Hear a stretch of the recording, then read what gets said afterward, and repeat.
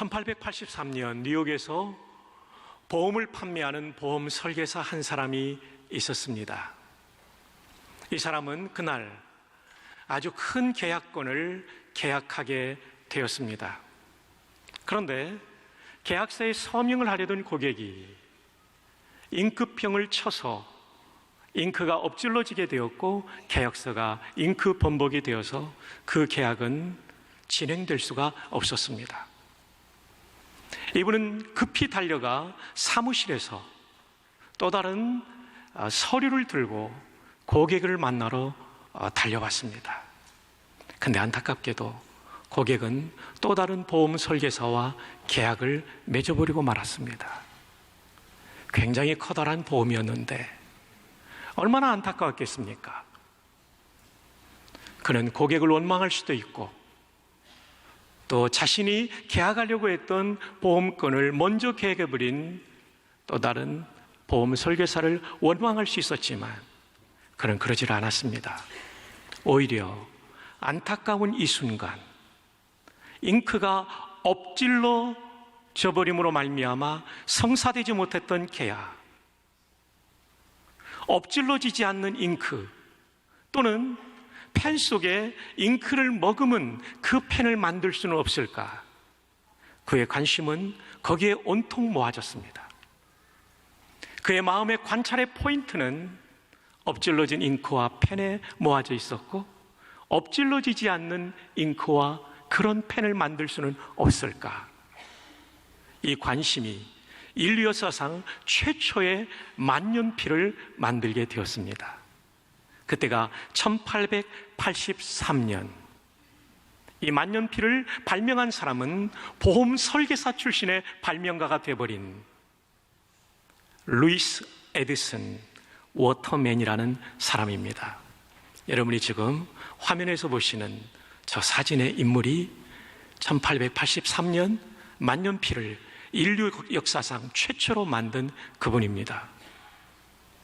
그리고 지금까지도 몽블랑과 함께 쌍벽을 이루는 워터맨 만년필, 바로 저 만년필이 지금도 만들어지고 있습니다. 여러분, 한 사람의 이 관찰 그리고 이 관심이 인류 역사에 아주 지대한 획기적인 발명품을 만드는 계기가 되었죠. 그래서 역사적으로 볼 때 수많은 발견과 발명의 뒤안길에는 사려 깊은 관찰이 있었습니다. 그런데 여러분, 우리가 관찰해야 될 것은 이런 사물뿐만 아니라 매우 중요한, 저와 여러분이 관찰해야 될 매우 중요한 관찰의 포인트가 있는데 그것은 저와 여러분이 매일같이 사용하는 우리의 말입니다. 하루에도 수천 마디를 쏟아내는 이 말, 이 말이 우리의 운명과 우리 가까운 사람의 운명을 결정지을 수도 있기 때문에 오늘 말씀의 제목, 당신의 말을 관찰해 보십시오. 한번 따라해 볼까요? 당신의 말을 관찰해 보십시오. 오늘 성경의 말씀을 통해서 관찰해 보겠습니다. 잠언 15장 4절 본문에 보면 온순한 혀는 곧 생명나무이지만, 이 온순한이라는 히브리 말은 마르페, 그리고 말이라는 단어는 라숀, 그래서 마르페 라숀이라고 할 수 있는데 이 온순한이라는 마르페라는 단어는 크게 두 가지 뜻을 가지고 있습니다. 치료한다라는 뜻이에요. 그리고 또 하나는 마음을 진정시킨다. 그렇습니다. 우리의 말이 누군가를 치료하는 말이 될 수가 있어요. 깊은 인생의 아픔을 가진 사람들, 오늘도 슬픔을 가진 유족들이 오셨는데 우리가 말을 잘하면 슬픔이 치료될 수 있어요. 오랫동안 쌓여있던 내 마음의 아픔이 치료될 수가 있어요. 그 치료하는 말이 오늘 본문에 나오는 온순한 말이라는 단어의 뜻입니다. 또한 분노 때문에 격정이 일어날 때 이 온순한 말을 들으면 내 마음이 진정되죠.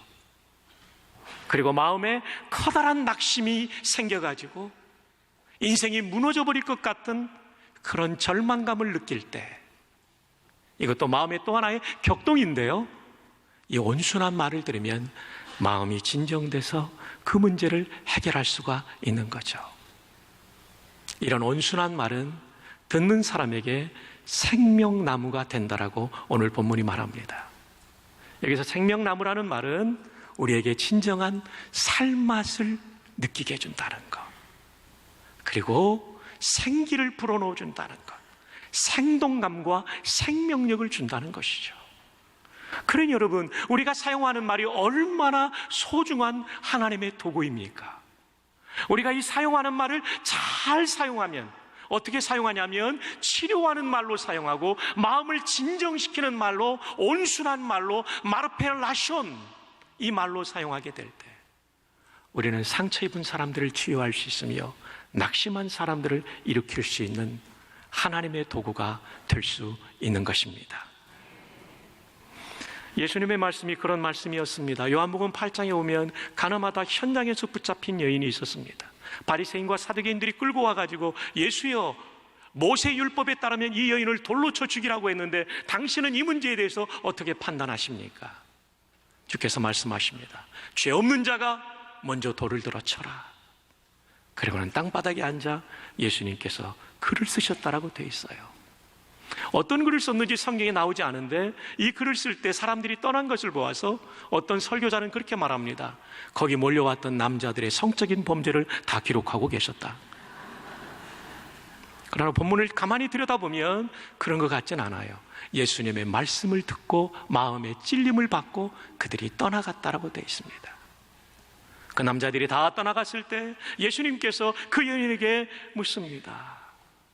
너를 돌로 치려는 사람들이 있느냐? 없나이다. 나도 너를 정죄하지 아니하니 너는 가서 다시는 그런 범죄를 저지르지 말아라. 여러분, 이 여인의 입장에서 볼 때 예수님의 이 말씀, 나도 너를 정죄하지 아니하노니 다시는 가서 그런 범죄를 저지르지 말라는 이 말씀은 어떤 말씀이었을까요? 치료하는 말씀이었죠. 조금 전까지만 해도 사람들의 돌에 맞아 죽을 수밖에 없는 상황이었는데 그들을 물리쳐 주시고, 나도 너를 정죄하지 아니하노니 다시는 그런 죄를 저지르지 마라. 이것은 마르페라숀, 치료하는 말, 살리는 말이 되었던 거죠. 요즘 이 시대는 말이 얼마나 험한지 모릅니다. 사람들의 말이 거칠어졌습니다. 그러나 예수님은 그런 말이 아니었습니다. 우리는 예수님의 제자로서 어떠한 말을 해야 될까요? 폭언과 폭력적인 언사가 난무하는 이 시대 속에서 우리 모두는 치료하는 말을 할 수 있는 사람들이 되기를 바랍니다.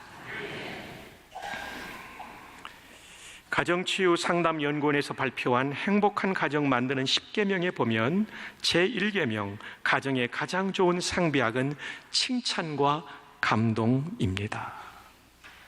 제2계명, 잔소리는 배우자와 자녀를 바꾸지 못해요. 오늘도 예배당에 오면서 차 안에서 잔소리한 분들 계시죠? 그것은 배우자를 바꾸지 못해요. 제3계명, 가족을 변화시키는 힘은 지적 1점, 칭찬 3점, 감동 5점 순임을 잊지 마세요. 지적하지 말고 감동을 주세요. 제4계명, 가족의 결점에 대해서 나와 다른 것이지 틀린 것은 아니라는 것을 기억하세요. 그 결점이 나와 다른 것이래, 틀린 것이 아니라는 것을 기억하는 것입니다. 제5계명, 배우자의 부족함을 채우려고 하나님께서 나를 그에게 보내셨구나라고 생각하면 믿지 않아요. 배우자의 부족함을 볼 때 분노가 일어나는 분이 있죠. 그것은 하나님의 마음을 갖지 않은 것입니다. 그 부족함을 채우라고 나를 그에게 보낸 것입니다. 아멘입니까? 제6계명, 가족을 위한 특별한 음식을 만들어 관심과 배려를 나눠 보세요. 부인들이 맛있는 음식을 만들어주면 남편들과 자녀들이 굉장히 기쁨을 얻고 힘을 얻죠. 남편들도 가끔은, 저도 몇 년에 한 번씩인지 모르지만 가끔은 제가 김치볶음밥을 합니다. 아이들이 좋아합니다. 닭볶음탕을 합니다. 저 잘합니다. 기분이 좋죠. 제7계명, 아빠도 엄마도 너만큼 못했어라며 자녀들과 눈높이를 맞춰보세요. 희한하죠. 제가 이 언어 쪽과 역사 쪽은 좀 잘했는데요, 수학은 잘 못했거든요. 두 아이가 수학을 못해요. 그때마다 저는 격려했습니다. 아빠의 수학 성적이 너의 성적이다. 괜찮다. 각자의 재능을 따라 살아가는 거다. 네. 여러분, 자녀들의 성적표는 20년, 30년 전 우리의 성적표임을 정직하게 고백하시기를 바랍니다. 제8계명, 사랑해요, 고마워요 라고 먼저 표현하면 가정이 행복해져요. 제9계명, 온 가족이 거실에 모여 잠을 자며 대화하는 잠포지움을 실천해 보세요. 심포지움은 함께 대화하는 장이라고 한다면, 잠포지움은 거실에서 함께 잠을 자면서 깊은 대화를 나누는 거죠. 제가 2부 강론을 마치고 나니까 장로님 한 분께서 이 말씀 해주시더라고요. 목사님, 잠포지움은 잠을 자지 않고 밤을 지새우며 대화하는 것입니다. 그건 좀 심한 것 같긴 한데 옛날 대학생 때 그러셨다고 그러더라고요. 제10계명, 디도서 2장 8절로 밥을 짓고 로마서 8장 28절로 반찬을 만들면 요한복음 14장 27절의 만찬으로 가족 모두가 행복해져요. 이건 좀 설명이 필요하죠. 디도서 2장 8절, 책망할 것이 없는 바른 말을 하게 하라. 바른 말을 하는 거죠. 책망할 것이 없는 이것으로 밥을 짓고, 로마서 8장 28절, 모든 것이 합력하여 선을 이루느니라. 이것으로 반찬을 만들면, 요한복음 14장 27절, 평안을 너희에게 끼치노니 평안의 만찬을 즐기게 됩니다. 여러분, 말을 잘할 수 있도록 이것으로 밥을 지으세요. 말에 밥을 짓는 거죠. 그리고 모든 것이 합력하여 선을 이룬다는 말로서 반찬을 만드세요.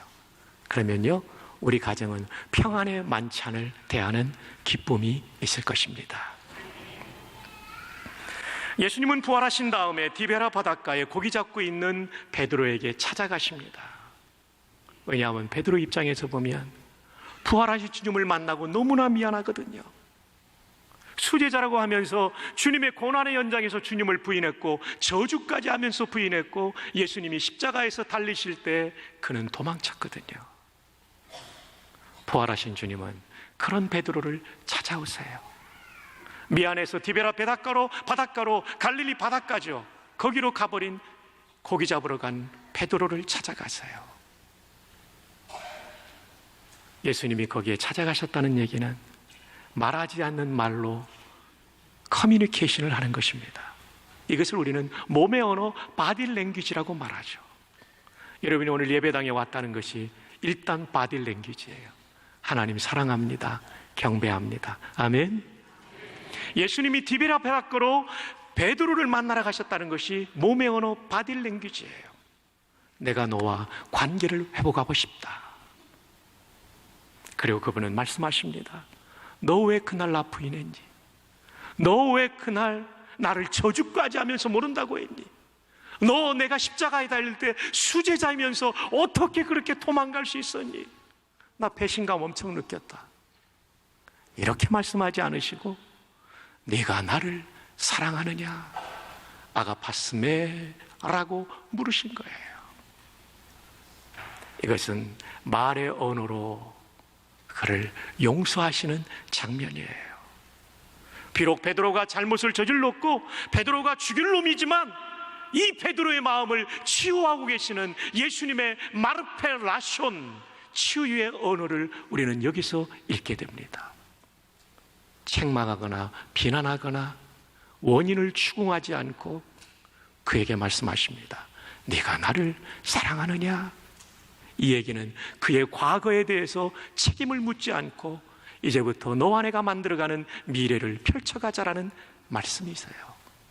이미 여기에는 용서가 담겨있는 마르페 라숀, 치유의 말을 하고 계시는 거예요. 수년 전 애틀란타 저널이라는 잡지에 몰건 블레이크라는 사람이 이런 기사를 썼습니다. 나는 치명적인 타격을 가할 수 있는 힘과 기술을 가지고 있다. 여기에 나는이 무엇인지를 맞춰보십시오. 나는 치명적인 타격을 가할 수 있는 힘과 기술을 가지고 있다. 나는 죽이지 않고도 승리할 수 있다. 나는 가정과 교회와 국가를 파괴한다. 나는 수많은 사람의 인생을 파괴하였다. 나는 바람의 날개를 타고 여행한다. 비행기보다 더 빠른 바람의 날개를 타고. 아무리 순결한 사람도 내게는 무력하며, 순결하고 죄가 없을지라도 이것에 당하면 무력하게 파괴된다는 것이죠. 아무리 정갈한 사람도 내게는 무력하다. 나는 진리와 정의와 사랑을 경멸한다. 나는 나의 희생자를 전 역사와 전 세계에 가지고 있다. 나는 바다의 모래보다 더 많은 나의 노예를 거느리고 있다. 나는 결코 망각하지 않으며 결코 용서하지 않는다. 나는 무엇일까요? 말이요. 어떤 말이냐면 중상모략의 말입니다. 그래서 모로코 속담에는 말이 입힌 상처는 칼이 입힌 상처보다 깊다. 피타고라스는 침묵하라, 그렇지 않으면 침묵보다 나은 말을 하라. 여러분이 입을 열었을 때 침묵하는 것보다 유익할 때 말하는 것, 이것이 지혜입니다.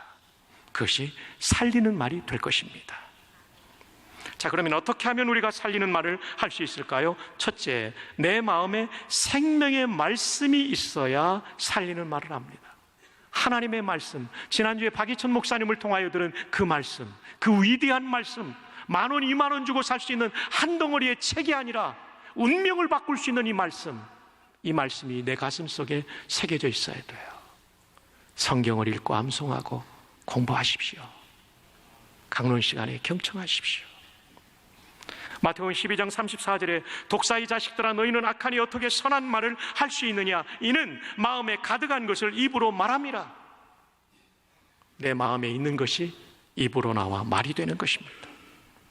35절, 선한 사람은 그 쌓은 선에서 선한 것을 내고 악한 사람은 그 쌓은 악에서 악한 것을 내느니라. 내가 너희에게 이르노니 사람이 무슨 무익한 말을 하든지 심판날에 이에 대하여 신문을 받으리니 내 말로 의롭다함을 받고 내 말로 정죄함을 받으리라. 저와 여러분의 말을 신문하신다고 말합니다. 평가하신다는 얘기죠. 우리의 구원이 좌우되는 것이 아니라 주님의 신문 평가가 있다는 것입니다. 달라스 신학교 총장을 지낸 찰스 스윈돌 박사님, 세계적인 명설교자이시죠. 2006년도에 이제 우리도 한국판 크리스티애니티 투데이가 나오고 있습니다만은 미국판 크리스티애니티 투데이에 2006년도에 창간 50주년을 기념해서 지나간 50년, 1956년부터 2006년까지 전 세계 가장 탁월한 설교가 25명을 선정했는데 찰스 스윈돌 목사님이 거기에 리스트가 되었습니다. 대단한 설교자이죠. 그분은 제가 살았던 LA에 좀 가까이 있는 플로톤에 목회하실 때도 수백 명의 성도를 부임할 때 수백 명의 성도를 수천 명의 성도로 부흥시키고, 텍사스에서도 그러시고, 그래 달라스 신학교의 총장을 지내신 대단한 학자이며 목회자이십니다. 근데 여러분 아십니까?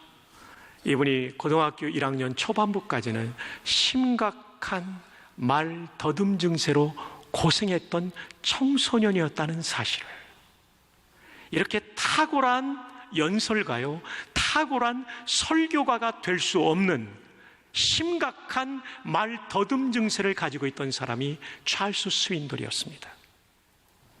아이러니하게도 2012년도에 찰스 스윈돌 목사님은 당신의 말로 다른 사람을 감동시켜라, Touching others with your words, 이 책을 썼어요. 이 책의 부제가 뭐냐면 성공적인 연설을 위한 기술과 실습. 한때 심각한 말 더듬 증세를 앓았던 사람이 어떻게 이런 책을 쓰고 세계적인 설교가의 반열에 올라설 수가 있었을까요? 하나님의 은혜지요. 근데 이 하나님의 은혜는 한 사람을 통해서 그에게 전달되었습니다. 텍사스 휴스톤에 살 때 그는 고등학생이었는데요, 밀비 고등학교에 입학했을 때 그는 그의 말 더듬 증세를 치료할 한 선생님을 만나게 됩니다. 그분의 이름은 리차드 님이라는 선생님이십니다. 그는 밀비 고등학교의 연극과 연설을 가르치는 선생님이었는데 누나 루시, 그러니까 이 찰스 스윈돌의 3남매 가운데 위에 누나 루시가 이 스윈돌의 얘기를 선생님한테 하면서 부탁을 드린 거예요.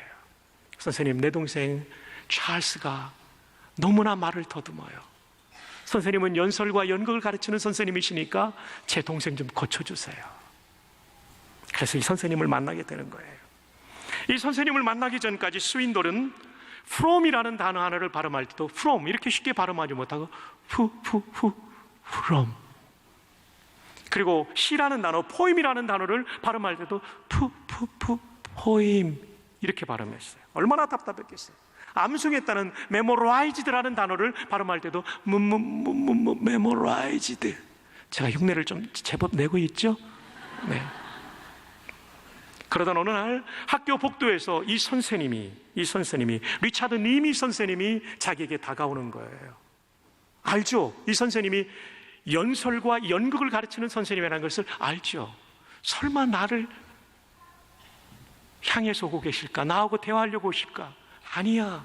내 옆에 잘생긴 그리고 근육질의 몸매를 가지고 있고 수많은 친구들의 인기를 끌고 있는, 그래서 연극의 히어로가 될 수 있는 이 친구를 찾아올 거야 라고 생각했는데 선생님이 바로 찰스 스윈돌 앞에 서 계시는 거예요. 깜짝 놀라가지고 이렇게 말합니다. you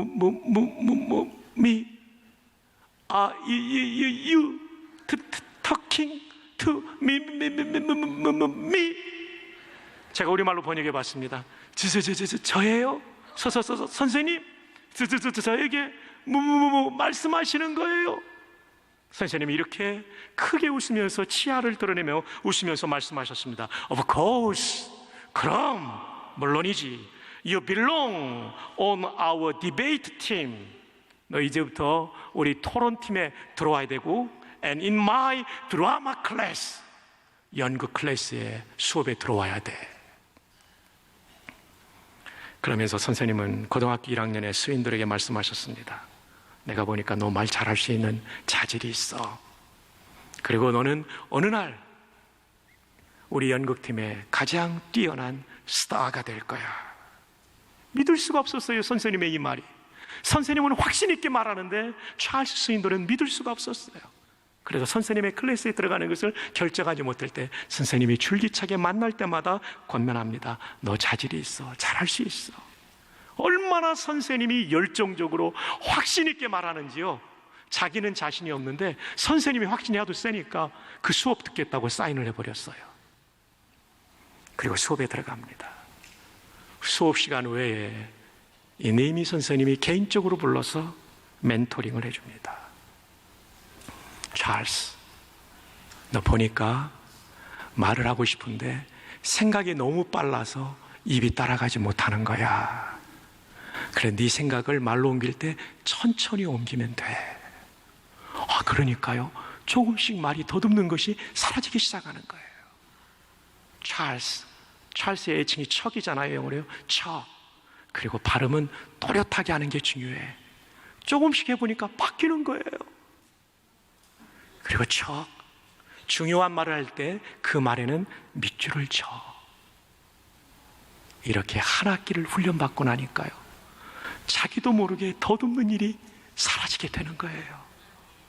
그리고 첫 번째 연극의 엑스트라가 아니라 중요한 배역을 선생님이 맡겼는데요, 이 연극을 끝났을 때 자기가 말 더듬은 단어는 딱 2개밖에 없었대요. 이 사실에 리차드 니미 선생님이 찰스 스윈돌보다 더 감동을 하게 됩니다.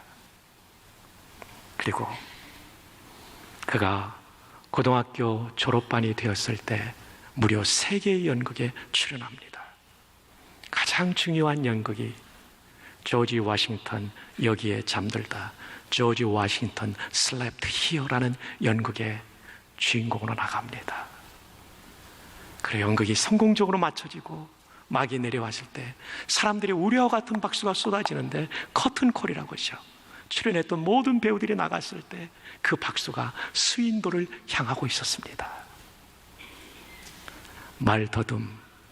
말더듬증에 시달리던 한 사람의 청소년을 살린 선생님, 리차드 니미 선생님. 그분의 멘토링과 그분의 모든 교육은 마르페 라숀, 살리는 말이 되었던 것이죠. 그 책에서 스윈도는 이렇게 말합니다. 당신의 말로 다른 사람을 감동시키라는 이 책에서 스윈도는 이렇게 말합니다. 리차드 니미 선생님은 수년 전에 돌아가셨다. 이 책이 2012년도에 쓰여졌으니까 그 얼마 전이었던가 봐요. 나는 그분의 소천을 애도한다. 나는 추모예배에 조사를 부탁받았다. 나는 조사를 써내려가는 동안 눈물이 빗물처럼 쏟아졌다. 나를 받아주셨던 선생님, 나를 사랑했던 선생님, 그리고 나도 나를 믿지 못할 때 나를 믿어주셨던 선생님. 저는 이 부분을 번역하면서 가슴이 울컥 뭉클해지더라고요. 찰스 스윈도는 내가 이렇게 명설교가가 되고 명연설가가 될지 자기도 자기를 믿지 못했을 때 나를 믿어줬던 리처드 니미 선생님. 나는 지금도 그분이 가르쳐준 연설에 가장 도움이 되는 원리를 기억하고 있다. 그 무더운 휴스톤의 여름날 인내심을 가지고 나를 가르쳐준 선생님, 나의 젊은 날 한계를 모르는 삶을 가르쳐준 선생님께 감사드린다. 여러분, 살리는 말의 위력이 이런 것입니다. 심각하게 말을 더듬으면서 그 짐을 지고 평생을 살아가야 될 청소년의 운명을 바꾼 살리는 말. 우리도 이런 말 하면 되지, 이런 말 해야 되지 않을까요? 이런 말을 하면서 살아야 되지 않을까요? 오늘 당신의 말은 살리는 말입니까? 죽이는 말입니까? 당신의 말을 관찰하십시오. 이미 살리는 말을 하고 있는 사람은 더욱 살리는 말을, 죽이는 말을 하던 사람들은 살리는 말로 여러분의 말을 바꾸는 위대한 주일이 되기를 주님의 이름으로 축복합니다.